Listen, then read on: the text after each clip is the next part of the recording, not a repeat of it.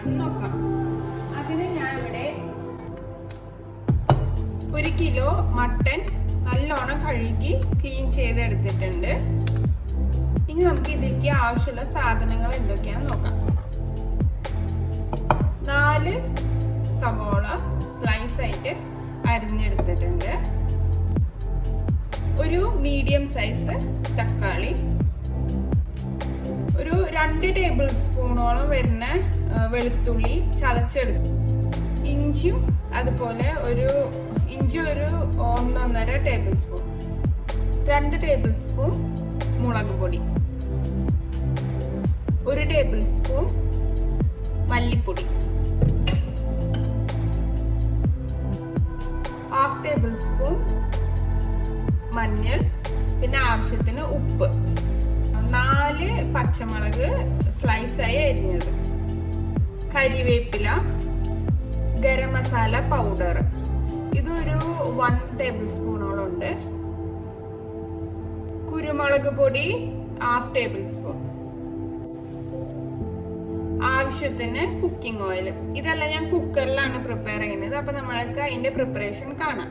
ആദ്യം മട്ടൻ കറിക്ക് ആവശ്യമുള്ള എണ്ണ ഒഴിച്ചു കൊടുക്കാം.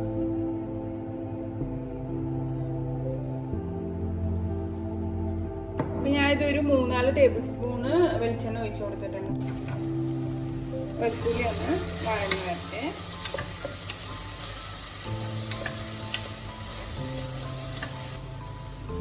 ഇഞ്ചി വെളുത്തുള്ളിയും ഒരേ അളവിൽ എടുത്താൽ മതി. 2 ടേബിൾ സ്പൂൺ ഇഞ്ചി വെളുത്തുള്ളി എടുക്കാം. ഇതൊന്ന് നന്നായി ഒന്ന് വഴറ്റി കൊടുക്കാം. 4 പച്ചമുളക് നീലണേ അരിഞ്ഞതും ചേർക്കാം. ജസ്റ്റ് ഇതൊന്ന് വഴന്ന് വരുമ്പോൾ നമുക്ക് നമ്മുടെ സവാള ചേർക്കാം.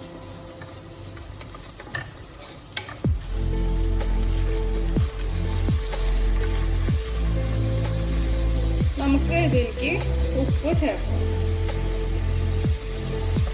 ഉപ്പ് ചേർത്ത് നന്നായി വഴറ്റി കൊടുക്കാം. ഇനി സവാള നന്നായി വഴന്ന് വരണം. അതൊരു 15 മിനിറ്റെങ്കിലും എടുക്കും. നന്നായി സോട്ടായി വരുന്നവരെ നമുക്ക് വെയിറ്റ് ചെയ്യാം.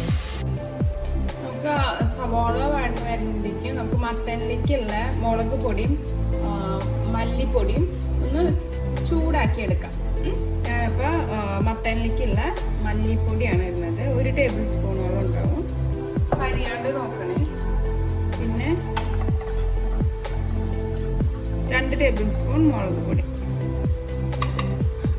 എരിവൊക്കെ നിങ്ങളുടെ ടേസ്റ്റിനനുസരിച്ച് ഇട്ട് കൊടുക്കുക. മട്ടനിലേക്ക് പറയുമ്പോൾ മുളക് പൊടിയാണ് കൂടുതൽ നിൽക്കേണ്ടത്. മല്ലി അത്ര ചേർക്കേണ്ട ആവശ്യമില്ല. പൊടി കൂടിയും ചേർക്കേണ്ടത്.